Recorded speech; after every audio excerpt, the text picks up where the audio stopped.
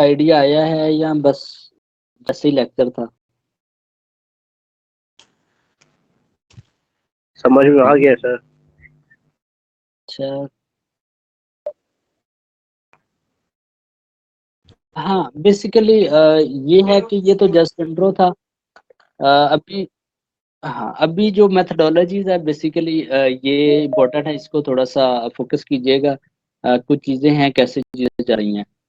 इसके बाद नेक्स्ट ये है कि नेक्स्ट क्लास में हम सर्वर अगर आ जाते हैं तो प्रॉपर एंटरप्राइज स्ट्रक्चर है उसको हम स्टार्ट करते हैं, एसएपी में उसके कॉन्फ़िगरेशन स्टार्ट करेंगे। अच्छा, तो स्क्रीन ये शेयर कर। जो फाइल आपने दिखाई है शेयर होगी हमारे साथ? हाँ ये मैं शेयर कर देता हूँ आप लोगों से। ये thank you.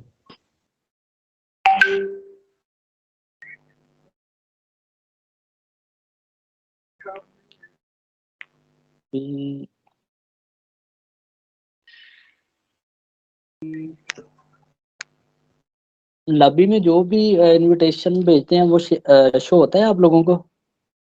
Ji sir no होता सर। है। बस उसको एक्सेप्ट कर लीजिएगा अगर किसी का रिक्वेस्ट आए।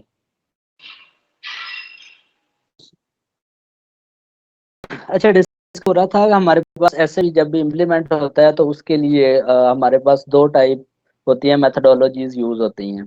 ठीक है, इसमें एक है हमारे पास, इसको कहते हैं एसएप, ASAP। बेसिकली इसको कहते हैं एक्सेलरेट SAP मेथडोलॉजी। बेसिकली जितने भी हमारे ECC या इससे पहले का वर्जन है R3 का, उसके लिए जो है एक्सेलरेट SAP मेथडोलॉजी ये इफेक्टिव है। इस पे जितनी भी हमारी इससे पहले की ऑर्गेनाइजेशंस है वो इस मेथडोलॉजी की बेस पे क्या कर रही होती हैं, किसी भी ऑर्गेनाइजेशंस के अंदर SAP को इम्प्लीमेंट कर रही होती हैं। और उनकी स्टार्टअप जो सबसे पहला ये है प्रोसेस, ये स्टार्ट होता है हमारा प्रोजेक्ट प्रिपरेशन से।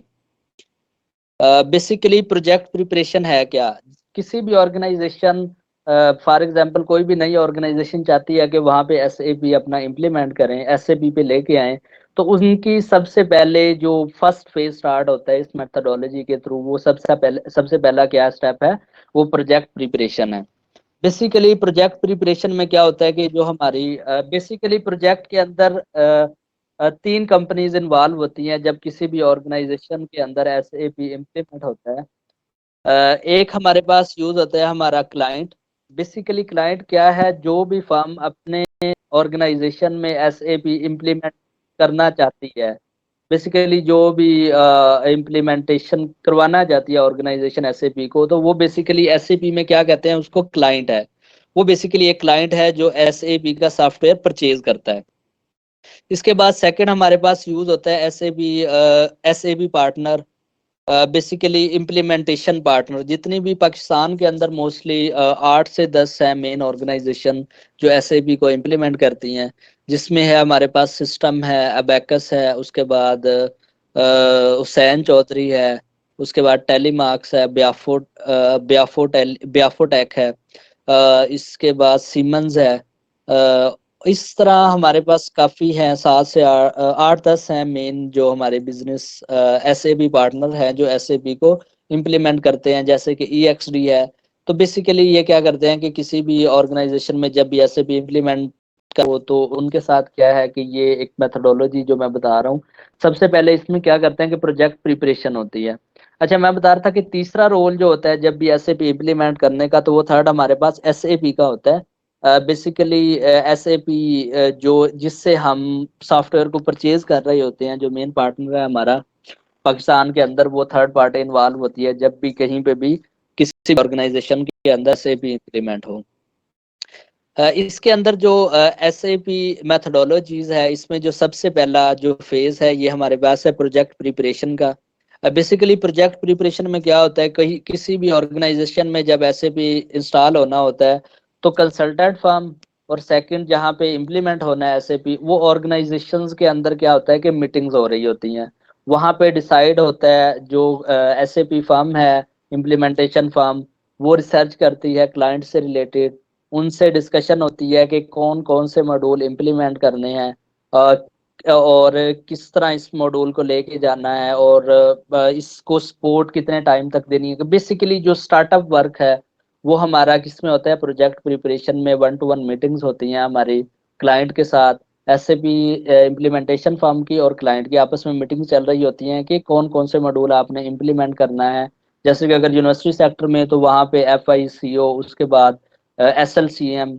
अगर हमारा मैन्युफैक्चरिंग इंडस्ट्री है वहाँ पे FICO का मॉड्यूल, इसके बाद हमारे पास PP का module, warehouse management, material management. तो जो मॉड्यूल्स इंप्लीमेंट करने होते हैं इस पे डिस्कशन हो रही होती है। कंप्लीट एक चार्टर तैयार होता है, कॉन्ट्रैक्ट साइन होता है कि ये मॉड्यूल करने हैं इंप्लीमेंट, इस टाइम तक आप सपोर्ट प्रोवाइड करेंगे।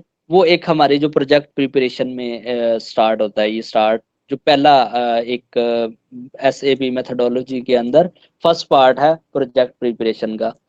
जब कॉन्ट्रैक्ट साइन हो जाता है तो उसके बाद सेकंड जो हमारा फेज है वो बिजनेस ब्लूप्रिंट है।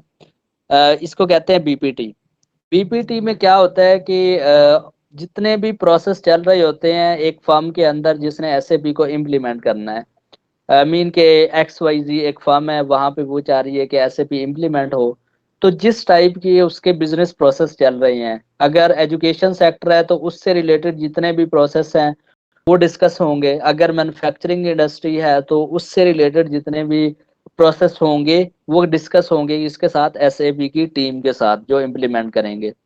इसमें कहते हैं कि एज इज रिपोर्ट, बेसिकली जो क्लाइंट में काम चल रहा होता है, जिस तरह से क्लाइंट कहता है कि मुझे ये चीजें चाहिए, वो एक रिपोर्ट जनरेट होती है, इसको कहते हैं एज इज रिपोर्ट। और फिर इस रिपोर्ट की बेस पे जो कंसल्टेंट फर्म है, जो फंक्शनल कंसल्टेंट है, वो डिफाइन कर रहा होता है टू बी रिपोर्ट। बेसिकली जो क्लाइंट कहता है कि मुझे ये चीजें चाहिए, उससे रिलेटेड जो SAP के अंदर उसका सोल्यूशन होता है, उस रिलेटेड क्या कर रहा होता है जो हमारा SAP कंसल्टेंट, वो उस रिपोर्ट को SAP के सिनेरियोज में बताता है कि ये चीजें ऐसे ऐसे कन्फिगर होंगी। वो कन्फिगर होने के बाद जो थर्ड है इसमें गैप एनालिसिस होता है। उसमें क्या होता है कि जो चीजें इन दोनों में यूज नहीं हो रही, मीन के कस्टमाइज करवानी है, नए चीजें लेके आनी है जो SAP में ऑलरेडी नहीं है, तो उसके लिए क्या होगा कि गैप एनालिसिस होगा और वो बताएंगे कि ये चीजें हमने न्यू इसमें लेके आनी है। इसमें क्या होता है कि जो ABAP की टीम वो यूज हो रही होती है, जितने जो भी कस्टमाइजेशन करनी होती है, तो वो इसमें ओके हो रहा होता है इस फेज के अंदर बिजनेस ब्लूप्रिंट में। बेसिकली इस फेज में क्या कि एक कंप्लीट कह सकते हैं कि एक रिपोर्ट बना लेते हैं कि ये चीजें ऐसे परफॉर्म करनी है और ये मॉड्यूल हैं और ये सिनेरियो, एक कंप्लीट एक हमारे पास एक ब्लूप्रिंट आ जाता है किसी भी ऑर्गेनाइजेशन में SAP इम्प्लीमेंट करने का। जब ये सेकंड फेज कंप्लीट हो जाता है तो फिर रियलाइजेशन का फेज स्टार्ट होता है।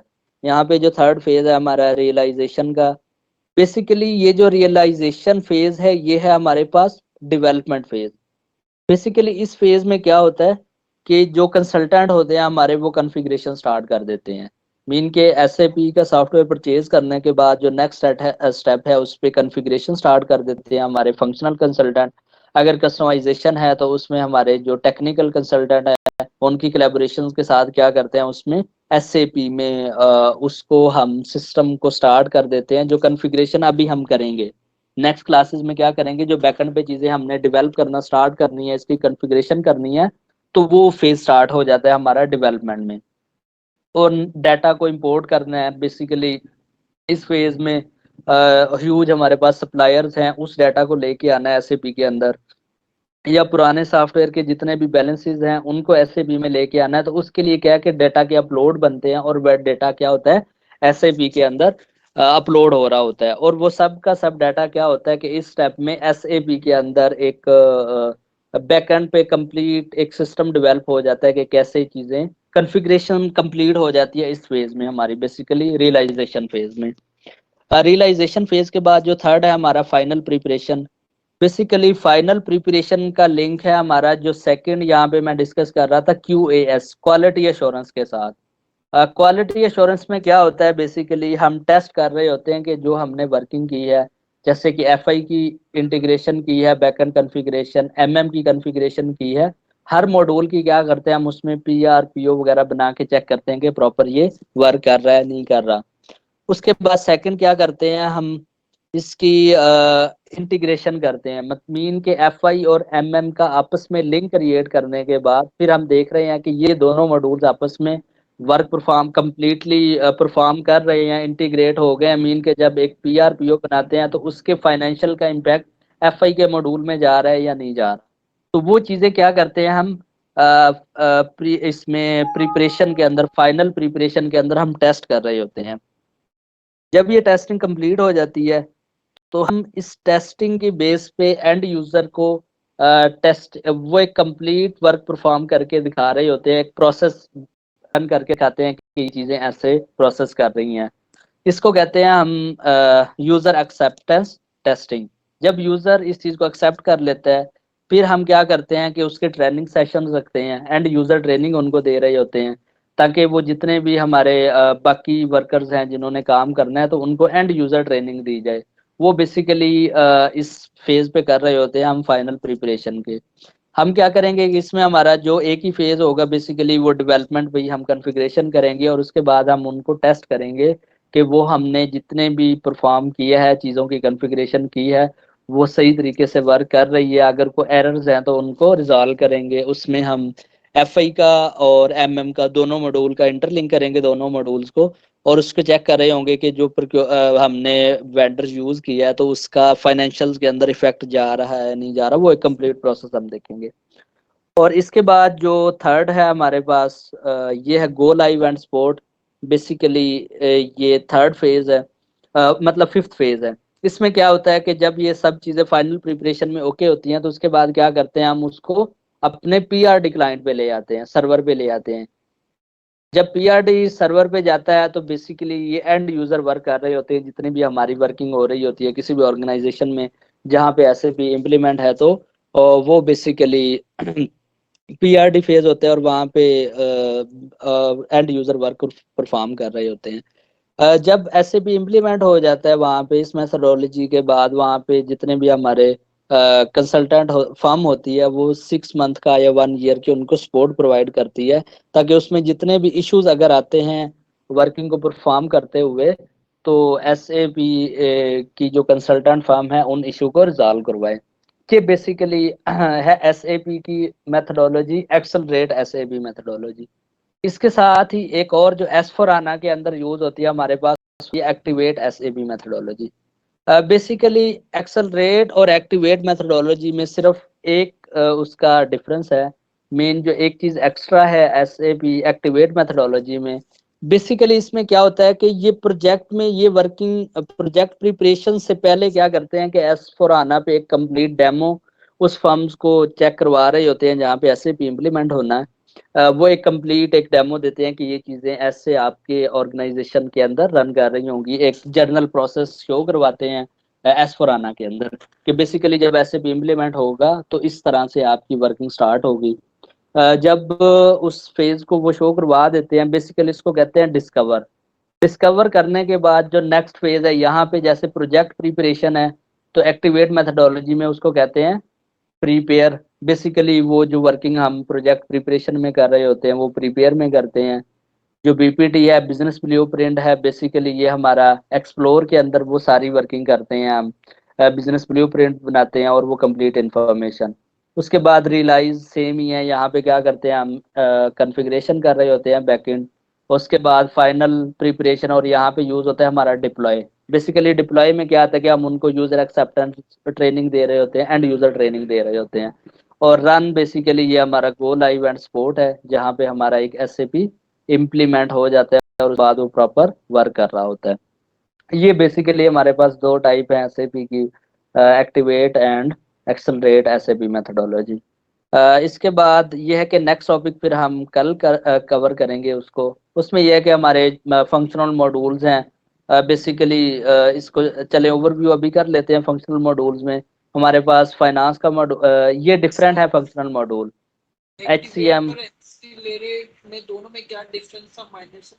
अच्छा, बेसिकली एक्टिवेट और एक्सेलरेट में मेन सिर्फ डिफरेंस यही है कि जो एक्सेलरेट ऐसे भी मेथोडोलॉजी है इसमें हम जो हमारे पास जो फोर्थ फेज होता है फाइनल प्रिपरेशन, इसमें हम एंड यूजर को कंप्लीट एसएपी पे वर्क परफॉर्म करके दिखा रहे होते हैं फोर्थ फेज पे। लेकिन जो हमारे पास एक्टिवेट मेथोडोलॉजी है इसमें हमारे पास एक डेमो सर्वर होता है जैसे जिस पे हम इस पे एक कंप्लीट बिजनेस प्रोसेस रन होता है। अमीन के जिस तरह से हम कॉन्फ़िगरेशन कर रहे होंगे तो ये एक स्टार्ट में ही उनको एक डेमो दिया जाता है कि ये वर्किंग ऐसे होगी। बेसिकली सिर्फ इस चीज का एक डिफरेंस है इसमें एक्टिवेट और एक्सेलरेट मेथोडोलॉजी में। एस फॉर हाना जहाँ पे भी फर्म्स यूज कर रही हैं वो बेसिकली एक्टिवेट मेथोडोलॉजी यूज करती हैं, और ईसीसी और R3 वो एक्सेलरेट मेथोडोलॉजी यूज करते हैं। बेसिकली इसमें माइनर है वो कुछ थोड़ी बहुत चीजों के, इसमें यह है कि स्टार्ट में ही आपको कंप्लीट प्रोसेस शो करवाया जाता है कि ये चीजें ऐसे परफॉर्म करेंगी। एक्सीलरेट में सर एंड यूजर से पहले ही उनको प्रोसेसेस वगैरह समझा दिए जाते हैं, यस। एक्सेलरेट में नहीं, एक्टिवेट में। अच्छा, एक्टिवेट में, ओके। हाँ, आप लोगों का ये टास्क है, कल आप लोगों ने ये एक्सेलरेट और एक्टिवेट इन दोनों मेथोडोलॉजी को आप लोगों ने लर्न करना है और इसको चेक करना है। बेसिकली आपको इंटरनेट पे एसएपी की वेबसाइट पे एक्सेलरेट और एक्टिवेट मेथोडोलॉजी दोनों ही आपको मिल जाएंगी। इसको आपने रीड करना है और फिर इस पे मैं मजीद कल आप लोगों से चीज़ें डिस्कस करूंगा, वो पूछूंगा, ठीक है। ये आपकी एक असाइनमेंट समझे कल के लिए। और इसमें जो नेक्स्ट डिफरेंशिएट करना नेक्स्ट दो, जी डिफरेंशिएट करना दोनों। हाँ, वैसे आप लोगों से कल मैं इन दोनों मेथोडोलॉजी से रिलेटेड कुछ भी पूछ सकता हूँ। आप लोगों को कंप्लीट अंडरस्टैंडिंग होनी चाहिए कि इन दोनों में कैसे ये परफॉर्म कर रही हैं।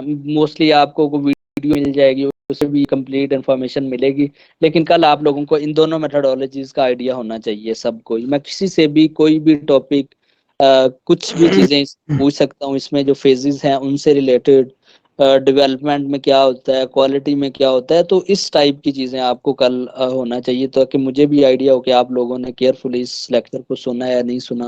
वो क्योंकि अभी ये है कि आप इस चीज़ को जितना सीरियस लेके चलेंगे आप लोगों को इस चीज़ का आगे बेनिफिट होगा। क्योंकि ये जो आज का लेक्चर है इसमें बेसिकली आपको अंडरस्टैंडिंग होगी एसएपी की। अब जैसे ये एक्टिवेट और एक्सेलरेट ये मेथोडोलॉजीज हैं, इनका आप लोगों को नॉलेज होना चाहिए। जब भी एसएपी इंप्लीमेंट होता है तो कौन सी चीजें कैसे प्रोसेस चल रहा होता है। इसमें जो हमारे पास सर्वर हैं ये कौन कौन से हैं, जैसे डेवलपमेंट है, क्यूएस है, पीआरडी है। डेवलपमेंट में क्या चीजें होती हैं, क्यूएस में कैसे चीजें होती हैं, और उसके बाद पीआरडी क्या चीज है, इसका आप लोगों को नॉलेज होना चाहिए। नेक्स्ट है हमारे पास बेसिकली फंक्शनल मॉड्यूल्स हैं। ये डिफरेंट है हमारे पास। जैसे HCM है तो उसमें ये डिफरेंट उनके प्रोसेस चल रहे होते हैं। ऐसे ही प्रोडक्शन एंड प्लानिंग है तो उसके डिफरेंट प्रोसेसेस हैं, तो इनको हम कल एक बार डिस्कस कर लेंगे। और बाकी ये है कि कल नेक्स्ट हमारे पास जो एंटरप्राइज स्ट्रक्चर है SAP MM का, कैसे चीज़ें चल रही हैं, कहाँ से स्टार्ट है, क्लाइंट क्या है, company code, plant, storage, location. तो बेसिकली कल हम एंटरप्राइज स्ट्रक्चर की बैकएंड कॉन्फ़िगरेशन को देखेंगे अगर हमें सर्वर मिल जाते हैं। नहीं तो इसको जर्नल एक व्यू करेंगे और इंशाल्लाह परसों जो है आपको सर्वर मिल जाएंगे। आज मैं डिस्कस कर लेता हूँ, तो फिर यह है कि प्रॉपर हम अपनी इसकी बैकएंड कॉन्फ़िगरेशन को स्टार्ट करते हैं। ये स्लाइड जो है ये शेयर कर दी ताकि उसको मजीद हम उसको स्टडी कर सकें और उसको मजीद वर्किंग कर सकें। ओके, मैं इन स्लाइड्स को ये है कि ग्रुप के अंदर में शेयर कर दूंगा ताकि आप इसको भी स्टडी कर लें। और सेकंड ये है कि वो नेट से आप लोगों ने मजीद ये है कि ये चीज़ें आपको क्लियर मिल जाएंगी। कंप्लीट एक डॉक्यूमेंट आपको SAP ने जो खुद से उस पे जो हमारे पास क्या कह सके हैं कि ब्लॉग्स बनाए हुए होते हैं SAP में, जितने भी हमारे कंसल्टेंट हैं तो उन्होंने एक्टिवेट का भी बनाया हुआ है, एक एक्सेलरेट का भी बनाया हुआ है। तो वो चीज़ें आप वहां से देखें, वो चीज़ें मजीद आप लोगों को क्लियर होंगी। क्योंकि जब भी आप किसी भी प्रोजेक्ट पे जाते हैं बेसिकली SAP में किसी भी प्रोजेक्ट में जो आप कह सकते हैं ना कि 70% वर्क होता है। 70% वर्क इसी बेस पे हो रहा होता है हमारे स्टार्ट वाले फेजेस पे। मीन के उनके साथ 1-to-1 मीटिंग, उसके बाद BPT बिजनेस ब्लूप्रिंट पे कंप्लीट जितने भी हमारे मेन कंसल्टेंट होते हैं, लीड कंसल्टेंट होते हैं, वो काम कर रहे होते हैं। क्योंकि जब आपका बिजनेस ब्लूप्रिंट कंप्लीट हो जाता है उसके बाद बैकएंड कॉन्फ़िगरेशन होती है। तो वो कॉन्फ़िगरेशन मोस्टली इजीली होती है, उसमें इतने इश्यूज नहीं आते। लेकिन उसके बाद जब हम सपोर्ट दे रहे होते हैं तो वहां पे बहुत से इश्यूज आ रहे होते हैं, तो वो परफॉर्म कर रहे होते हैं। लेकिन इसमें यह है कि आप लोगों के लिए जो दो पहले फेजेस हैं उनका आपको कंप्लीट नॉलेज होना चाहिए। पीपीटी अगर को मैं चेक करता हूँ, मेरे पास अगर को है बिजनेस ब्लूप्रिंट किसी भी फर्म का या पुराना है तो वो मैं शेयर कर दूंगा। उससे ये है कि आप लोगों को आइडिया होगा कि कैसे बिजनेस ब्लूप्रिंट बनाते हैं, किसी भी ऑर्गेनाइजेशन में कैसे चीज़ों को गैदर किया जाता है, उनके प्रोसेस को कैसे देखा जाता है। Okay sir. हाँ, बाकी इंशाल्लाह फिर कल जो है 10 बजे ही हम मीटिंग स्टार्ट करते हैं। और इसमें मजीद ये है कि ये जो चीज़ें हैं इन पर डिस्कशन कर लेंगे और बाकी प्रॉपर हम अपनी वर्किंग कल स्टार्ट करते हैं। बाकी और कुछ क्वेश्चन, कुछ चीज़ें अगर। नहीं सर, कुछ नहीं। अच्छा, ओके ओके, अल्लाह हाफिज़। हाफिज।